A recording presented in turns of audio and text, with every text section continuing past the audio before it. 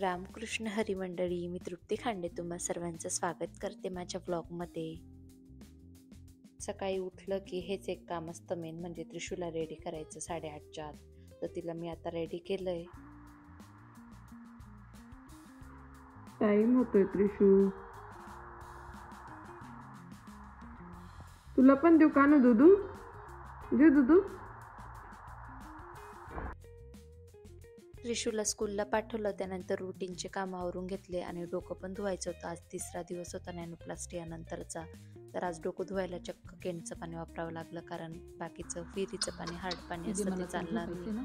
त्यानंतर काना बराच वेळ खेळलेला होता, मग त्याला ब्रेकफास्ट दिला आणि झोपायला वरती आणलं. तर माझ्या रूममध्ये असा पसारा पडलेला होता. बोख्याला झोपी लावलं, रूम आवरला आणि माझा योगा पण केला मी आणि स्वतःचा मेकअप वगैरे थोडासा करून घेतला. केस पण सुकत आलेले होते आणि आता मी खाली चालली जेवणासाठी. खरं तर कधीच माझं ओवा जिरा पाणी पण बंद झालेलं आहे, पण योगा मी बंद नाही केलेला आहे. म्हणजे मध्यंतरी बंद झाला होता, पण आता परत चालू केलेला आहे. तुम्हाला माझ्या काही तब्येतीत फरक बिरक वाटत असेल तर कमेंटमध्ये सांगा, म्हणजे मला तेवढंच मोटिवेशन मिळेल आणि मी माझा योगा कंटिन्यू करू शकेल. खरं तर मध्ये मध्ये कसा बंद पडून जातो तेच मला कळत नाही. इतका आळस येतो ना, तेच नको वाटतं मला करायला. जेवण वगैरे झालं आणि मी आज किचन आवरायला काढलेलं आहे. तर आज किराणा पण आलेला होता, त्यामुळे मला किचन आवरावंच लागणार होता. तर मी सर्व किचनवरचे मांडणीवरचे भांडे खाली घेतले, कारण डबे काढावे लागणार होते. तर मी सर्वच आवरून घेऊ म्हटलं. तर आजच्या ब्लॉगमध्ये मी तुम्हाला दाखवणार आहे की मी किराणा कसा सॉर्ट आउट करणार आहे डब्यांमध्ये, आणि जे मी नवीन डबे मागवलेले आहेत मेशोवरून ते त्याच्यात कोणकोणता किराणा ठेवते, कसा ठेवते, लुक कसा येतो या मांडणीचा, ते सर्व याच्यात दाखवणार आहे. कधीच मला हा ब्लॉग बनवायचा होता, पण हा सर्व पसारा काढण्याची हिंमतच लागत नव्हती. तर आज मी फायनली हिंमत लावली. जेवणानंतर लगेच करू म्हटलं, नंतर कानाचा झोपायचा टाईम होऊन येतो, त्यानंतर त्रिशू स्कूलहून येते, मग असे कामं करायला जमत नाही. मुलं खूप जास्त त्रास देतात. तर आता हा एवढा सर्व पसारा तर काढला गेला आहे, आता हिंमत लावून आवरावंच लागणार आहे. काढला गेला आहे तर मांडणी मम्मींनी पुसून घेतली आणि मम्मी बोलल्या की आता जरी तू एवढं सर्व आवरलं ना, परत पिक्चर पाठ संपल्यावर आपल्याला आवरावं लागेल. तर माझी असं हिंमतच तुटून गेली. आता बी आवरायचं, तेव्हा बी आवरायचं. तर मी अर्धे भांडे तसेच लावून दिले, म्हटलं जाऊ द्या नंतरच धू. आता मी किराणा भरून घेते आधी. तरी पण मी गॅस ओटा वगैरे साफ केला. इकडची साईड खूप जास्त खराब होऊन जाते, इकडे भांडे वगैरे असतात आणि व्हाईट असल्यामुळे ते इतका मेंटेन करावं लागतो ना. कोणी जर नवीन घर बांधत असेल तर खरंच व्हाईट ओटा करू नका, माझ्यासारख्या येडापणा करू नका. बाकीच्या गोष्टी माझ्या नवऱ्याने अजिबात सिरियस नाही घेतल्या, पण व्हाईट ओट्याची गोष्ट का बरं एवढी सिरियस घेतली तेच मला कळत नाही. आता माझं आयुष्यभर इथे मनकाम होणार आहे. ताटं वगैरे मी तसेच लावून दिले, असे बी स्वच्छच असतात, पण मलाच आली ती मस्ती, म्हटलं करू आवरू. पण नंतर बी आवरायचं म्हटल्यावर मी फक्त अर्धे भांडे धुतले, अर्धे ठेवून दिले तसेच. मग किराणा भरायला बसली. आता मी तुम्हाला दाखवते किती छान किराणा भरते मी. मला बाकीचे कामं नाही आवडत, मला असे कामं लय आवडतात. नवीन काही आणलं ना, मग त्याच्यात ते काम आवडतं मला, तेच नाही आवडत. मग आता डबे पण मी धुणार होती, पण नंतर पण आवरायचंच आहे. मग आता पुसूनच घेते ओल्या फडक्याने फक्त.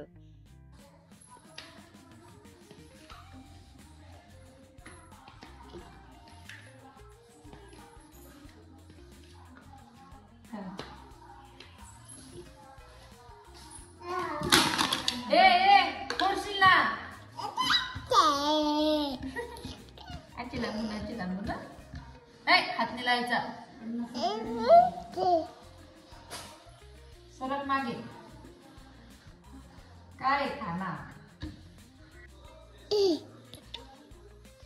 दात दिसतात रे, दात दिसतात रे कानाचे.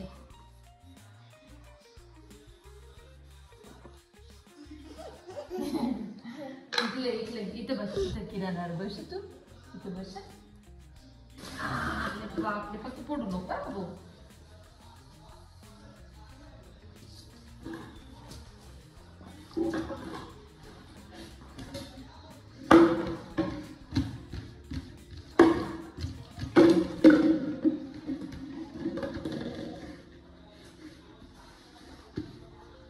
बापरे, काना कुठं बसला?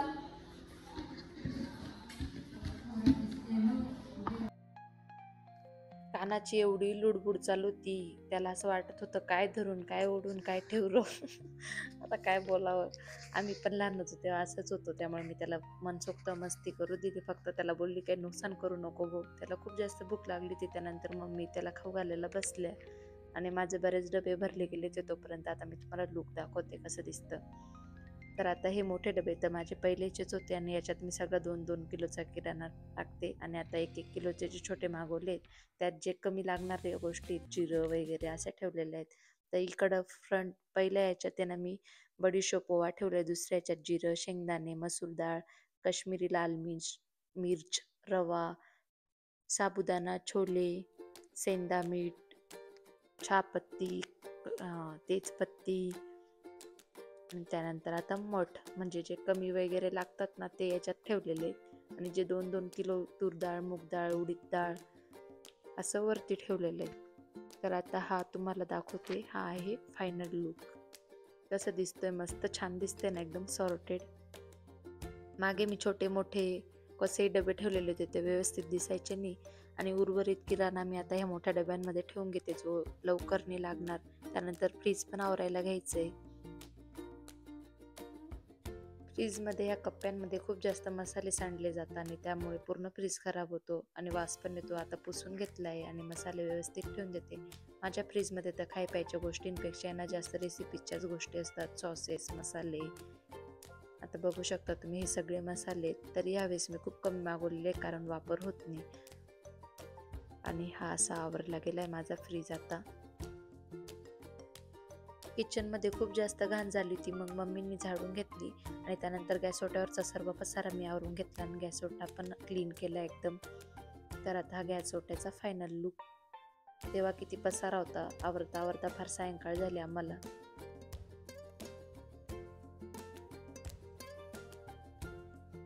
किराणा भरून आणला ना आम्ही त्याच दिवशी लगेच शेंगदाण्याचा कूट, खोबऱ्याचा कूट आणि चटण्या वगैरे बनवून ठेवतो, म्हणजे ऐन टायमाला आमची गर्दी नाही उडत भाज्या बनवताना. टायमावर कशाला तहान लागल्यावर विहीर खोदायची, त्यामुळे आधीच हे कामं करून ठेवतो आम्ही. आणि आता सायंकाळच्या स्वयंपाकाची पण तयारी करायला घेतली. आज कोथिंबीरचे मुटकुळे करते आणि मम्मींची हे कामं चालू होते. मस्त छान शेंगदाणा लसूणची चटणी पण केली गेली होती.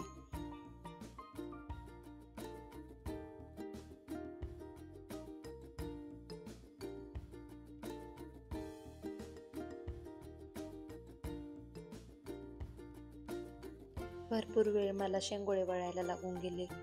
आता मी फोडणीत टाकून देते म्हणजे स्वयंपाक पण होऊन जाईल.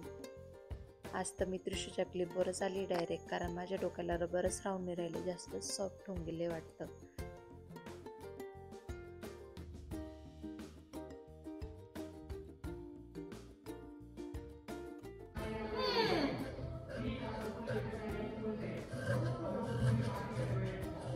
त्रिशू किती टीव्ही बघते, कर बंद आता. थोडी मॅम साथे आली तशी टीव्ही लावून बसते. मोबाईल मागत होते.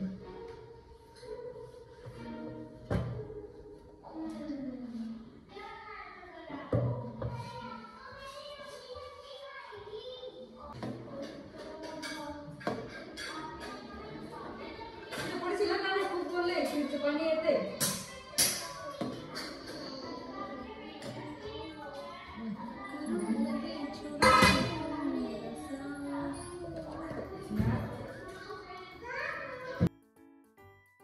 चला तर मंडळी, आजसाठी एवढंच. जर ब्लॉग आवडला असेल तर ब्लॉगला लाईक करा. असेच ब्लॉग बघत राहण्यासाठी माझ्या चॅनलला सबस्क्राईब करा. भेटू पुढच्या ब्लॉगमध्ये. तोपर्यंत बाय बाय.